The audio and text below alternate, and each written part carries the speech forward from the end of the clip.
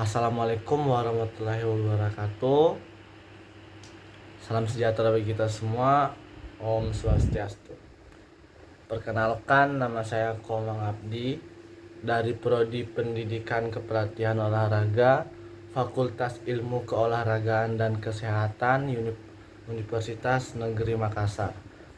Saya dari kelas PKOA dengan NIM 22030250500007 ingin memaparkan presentasi dari mata kuliah psikologi pendidikan. Adapun materi dari mata kuliah ini ialah teori humanistik dan implikasinya dalam pembelajaran. Nah,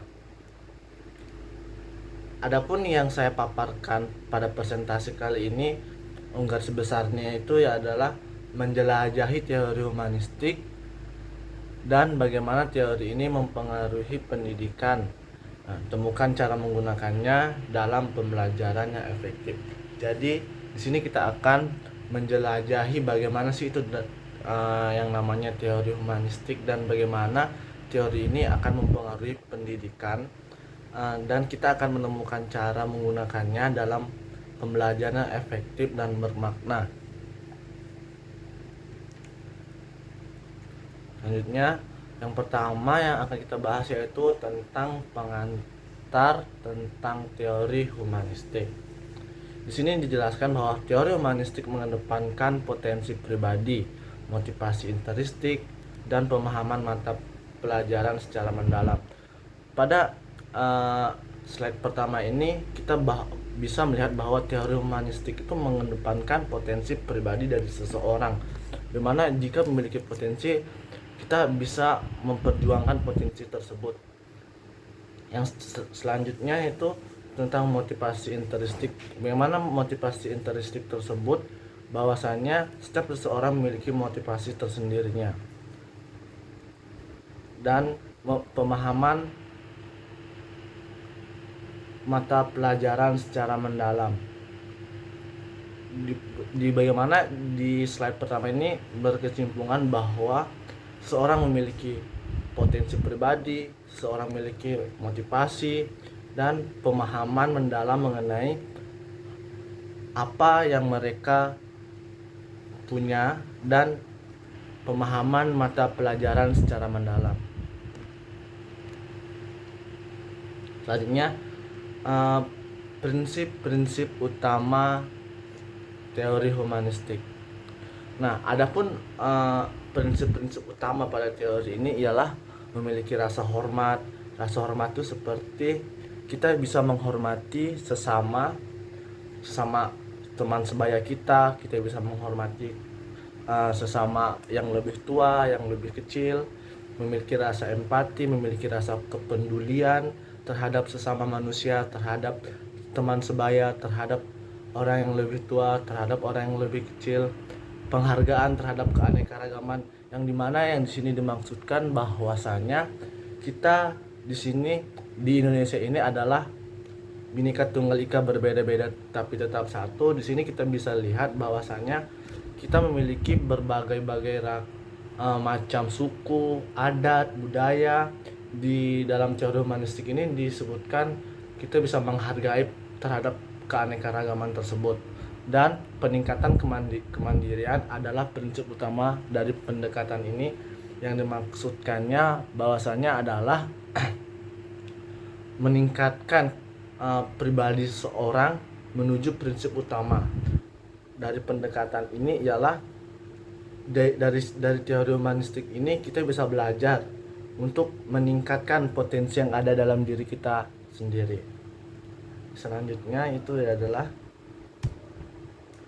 dampak teori humanistik dalam pembelajaran. Nah, di sini ada beberapa hal yang mungkin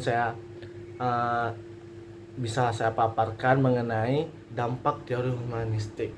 Nah, yaitu yang pertama, kemandirian. Kemandirian, pembelajaran yang menghargai inisiatif otonomi siswa, di mana di sini bisa saya jelaskan bahwa dalam teori humanistik ini kita dianjurkan untuk menghargai inisiatif pribadi kita sebagai siswa dan meningkatkan motivasi kita dan kepercayaan diri untuk mereka. Mungkin yang dimaksudkan di sini adalah bahwasanya jika kita menjadi seorang guru, kita bisa menghargai inisiatif siswa-siswa kita dan otonominya, dan kita bisa mendorong motivasinya mereka untuk mereka bisa menjadi lebih dari percaya diri. Selanjutnya, pemahaman mendalam. Nah, di sini dijelaskan bahwa siswa diarahkan untuk menjadikan belajar sebagai pengalaman yang bermakna dan relevan dengan kehidupan mereka. Mungkin di sini saya bisa jelaskan bahwa dalam teori humanistik ini siswa memang dianjurkan untuk belajar, diarahkan untuk belajar karena tugas siswa yaitu adalah belajar sebagai pengalamannya mereka untuk mencapai kehidupan yang sukses. Nah, jika kita tidak belajar dengan hal-hal yang akan kita hadapi selanjutnya, maka yakin dan percaya bahwa kita tidak akan maju, bahwasanya kita tidak akan bisa maju lebih maju, dan kita bisa akan nge-stuck di sana-sana aja dengan kita tidak bisa mendapatkan pengalaman, kita tidak bisa mendapatkan hal-hal yang membuat menurut kita bisa menjadikan acuan yang baik untuk kedepannya, untuk kehidupan kita masing-masing. Selanjutnya yang ketiga yaitu kolaborasi. Nah, kolaborasi di sini dijelaskan pendekatan humanistik mendorong kerja tim, bertukar gagasan dan belajar satu sama lain. Nah, di sini dapat saya jelaskan bahwasanya pendekatan humanistik ini memiliki tujuan yang positif, yaitu mendorong kerja tim, mensupport, kalau bisa maaf, bahasa lainnya itu kayak mensupport suatu tim yang akan bekerja. Nah, dalam tim tersebut di situ kita bisa bertukar argumen, bertukar gagasan untuk mencapai tujuan positif, untuk mencapai tujuan yang akan kita selesaikan dan belajar dari satu sama lain. Nah, maksudnya yang di sini belajar dari satu sama lain tuh seperti belajar untuk menerima pendapat, gagasan, ide-ide dari teman-teman lainnya dengan tidak mementingkan ego sendiri, dengan tidak mementingkan bahwasannya kita ingin menang sendiri. Maka demikian kolaborasi ini sangat penting dalam pendekatan humanistik. Bagaimana bahwasannya kita ini, contohnya ini, kita ini memiliki tujuan yang sama. Bagaimana sih kita agar untuk mencapai tujuan yang sama itu, maka demikian kita harus membicarakannya sama tim kita bahwasanya untuk kita mendapatkan cita-cita tujuan itu tersebut. Nah, selanjutnya strategi pembelajaran berdasarkan teori humanistik. Nah, pada kali ini saya juga ada beberapa hal yang saya sampaikan. Yang pertama itu mendukung kebebasan yang menentukan metode belajar yang sesuai dengan preferensi siswa. Nah, maksud yang poin pertama ini adalah mendukung kebebasan siswa untuk menentukan metode belajar siswa tersebut, karena di zaman saat ini kita nggak bisa memaksakan siswa itu belajar dengan apa yang kita sebut. Misalnya contohnya gini, kamu harus belajar dengan menggunakan metode menghitung cara seperti ini. Nah, kita tidak bisa memaksakan kehendak siswa bahwasanya dia bisa mendapatkan jawaban tersebut dengan metode yang kita pilih. Maka demikian di sini sudah jelas bahwa poin pertama itu mendukung kebebasan dalam menentukan metode belajar yang sesuai dengan referensi atau selera siswa. Maka demikian banyak kita memberikan kebebasan untuk siswa-siswa untuk menentukan metode belajarnya masing-masing, menentukan dengan seleranya masing-masing agar bisa agar tidak ada tekanan untuk mencapai pembelajaran untuk mengganggu pembelajaran tersebut. Poin yang kedua itu menggunakan pendekatan hands-on dengan penekanan pada pengalaman praktis. Nah, di sini mungkin banyak yang bisa saya jelaskan. Intinya pada poin yang kedua ini ialah kita harus menggunakan pendekatan diri kita dengan siswa agar menggunakan pendekatan diri kita dengan siswa untuk mencontohkan bagaimana pengalaman yang praktis yang kita dapatkan sebelumnya.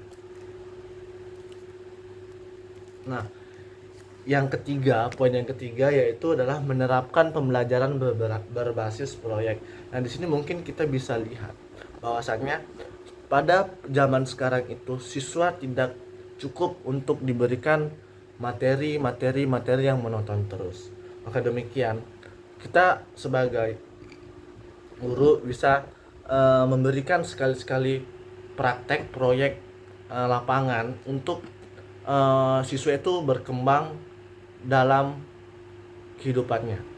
Nah, dan yang terakhir, manfaatkan diskusi kelompok yang mempertimbangkan perspektif siswa. Nah, di sini kita bisa lihat bahwasanya lagi-lagi kita diingatkan dengan memanfaatkan diskusi kelompok. Nah, bagaimana dalam sistem kerja kelompok itu kita tidak kerja dengan satu kepala saja, melainkan kita kerja dengan beberapa kepala untuk memajukan suatu kinerja mereka dalam suatu tim agar untuk mencapaikan kolaborasi agar tidak monoton itu terus yang akan bisa berkembang. Maka demikian di sini kita bisa memanfaatkan diskusi kelompok ini dari orang yang kurang paham mengenai materi X bisa saling bertukar materi dalam diskusi kelompok ini. Nah, selanjutnya penerapan teori humanistik dalam pembelajaran. Nah, di sini ada beberapa metode penerapan yang akan saya sampaikan. Yang pertama yaitu mendorong refleksi pribadi. Nah, di sini penjelasannya bahwasanya siswa dimintai untuk merefleksikan pembelajaran dan meningkatkan dengan pengalaman pribadi mereka. Yang dimaksud di sini ialah siswa diminta untuk ngaca dengan pembelajarannya, bahwasanya siswa si A ini apakah bisa untuk menghadapi soal matematika ini atau tidak. Nah, di situ guru bisa menerapkan seperti itu, bahwasanya kita bisa mengingatkan kepada siswa kita untuk merefleksikan pembelajaran yang sudah diberikan, bahwasanya agar untuk bisa dipahami lebih jelasnya dan meningkatkan pengalaman pribadi mereka. Dan kita bisa menjadi seorang guru, jika menjadi seorang guru bisa memberikan contoh-contoh yang lain juga, jangan monoton dengan satu soal saja yang kita kasih dan kita disuruh merefleksikan itu kepada siswa. Nah, itu tidak efektif menurut saya. Bahwasanya kita bisa mencapai semua itu dengan kita bisa memberikan beberapa contoh mengenai untuk meningkatkan kepribadian siswa. Nah, yang kedua yaitu penekanan pada self discovery. Nah, yang di sini penjelasannya ialah pembelajaran didorong melalui eksplorasi diri dan pemahaman tentang minat dan bakat individu. Di sini mungkin yang saya jelaskan bahwasanya siswa disuruh belajar dengan melihat hal-hal yang ada di luar diri mereka dan memahami tentang minat dan bakat individu. Di sini mungkin kita bisa lihat bahwasanya bahwa mereka bisa melihat di luar bahwasanya ada nih, contohnya ada orang yang main bulu tangkis. Nah, main bulu tangkis sebenarnya orang main bulu tangkis ini jago. Itu adalah suatu eksplorasi diri, dan untuk memahami itu, apakah dia memiliki bakat dan minat pada cabang olahraga tersebut atau tidak. Mungkin bisa dia kembali pada poin yang pertama untuk merefleksikan dirinya tersebut. Nah, selanjutnya pemberian umpan balik yang konstruktif.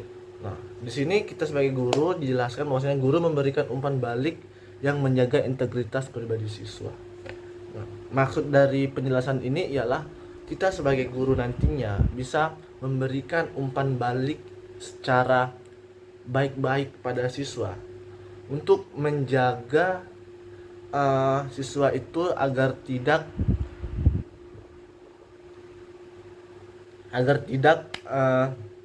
kecewa dengan apa yang mereka sudah tanyakan, dengan apa yang mereka sudah pelajari. Nah, materi selanjutnya itu adalah manfaat penggunaan teori humanistik bagi peserta didik. Nah, di sini bisa dijelaskan bahwa peningkatan motivasi, pendekatan humanistik memberikan dorongan intrinsik yang kuat untuk belajar dan tumbuh. Di sini kita bisa lihat bahwasanya di sini dijelaskan peningkatan motivasi dengan pendekatan humanistik bisa kita ajukan pada siswa, bisa kita sampaikan pada siswa untuk pentingnya motivasi dalam pendekatan humanistik. Nah, kita bisa memberikan dorongan, kita mesti memberikan support yang kuat untuk mereka belajar dan tumbuh ke depannya.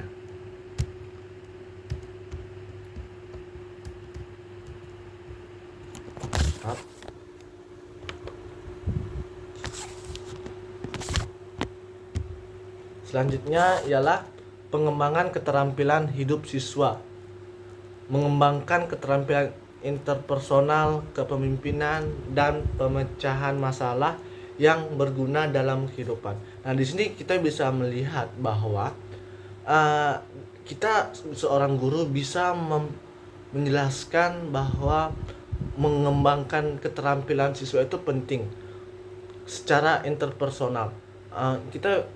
Maka demikian pada sekolah-sekolah yang saya lihat sudah melakukan hal ini dengan baik, dengan mengadakan eskul ekstrakurikuler dalam sekolahnya dan pemecahan masalah yang berguna dalam kehidupan. Ini maksudnya kita sebagai seorang guru bisa menjelaskan, bisa memberikan suatu kepada siswa untuk bagaimana sih cara menyelesaikan masalah. Contohnya kita bisa menyelesaikan masalah dengan kepala dingin, dengan tidak emosi, dan segala macam. Dan yang terakhir adalah pentingnya kebinekaan pembelajaran humanistik, menghargai perspektif dan pengalaman beragam yang dimiliki siswa. Nah, di sini kita seorang guru mengingatkan kembali kepada siswa untuk pentingnya keberagaman dalam pembelajaran humanistik dan saling bisa menghargai pendapat-pendapat, pengalaman-pengalaman yang beragam yang dimiliki oleh seorang siswa. Kesimpulan. Nah, di sini saya memiliki kesimpulan ialah kesimpulan dan implikasi teori humanistik. Dalam pembelajaran teori humanistik membuka peluang. Teori menciptakan lingkungan pembelajaran yang inklusif, bermakna, dan memanusiakan siswa secara keseluruhan. Nah, mungkin pada kesimpulan ini saya tidak banyak menjelaskan banyak. Mungkin sekian video dari saya. Jika ada salah dari saya, entah itu salah mendeskripsikan ini materi, entah salah dalam tutur kata saya mohon maaf. Saya akhiri dengan Assalamualaikum warahmatullahi wabarakatuh. Om Santi Santi Santi Om. Terima kasih. Sukses.